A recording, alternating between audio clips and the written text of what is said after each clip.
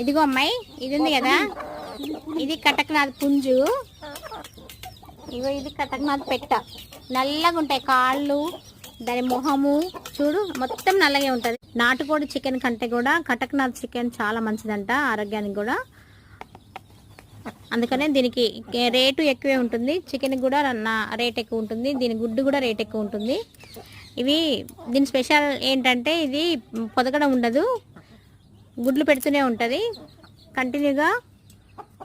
40 రోజులు వరకు, 40 రోజులు 3 నెలల వరకు పెడుతుంది అనుకుంటా. మా ఇంట్లో అయితే ఈ కోడి ఇప్పుడు దాదాపుగా 2 నెలల నుంచి పెడుతూనే ఉంది కంటిన్యూగా. ఇంకా రోజు ఒక గుడ్డు అయితే పెడుతుంది, కానీ పొదగడం అయితే ఉండదు. ఆ కోడి గుడ్లనే తీసుకొచ్చి ఇంకా ఈ కోడికి వేసాను.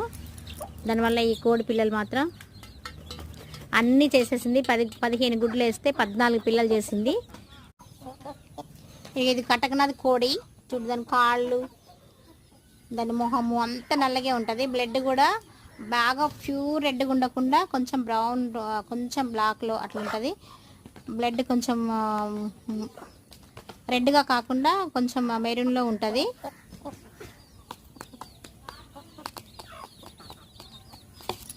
కోళ్ళు అన్నిట్లలో నాకు ఈ కోడి పుంజు అంటే చాలా ఇష్టం, బాగుంటుంది కోడి పుంజు. మీకు ఎవరికైనా ఈ కోళ్ళు తెలిస్తే కామెంట్ చేయండి ఫ్రెండ్స్, ఓకేనా?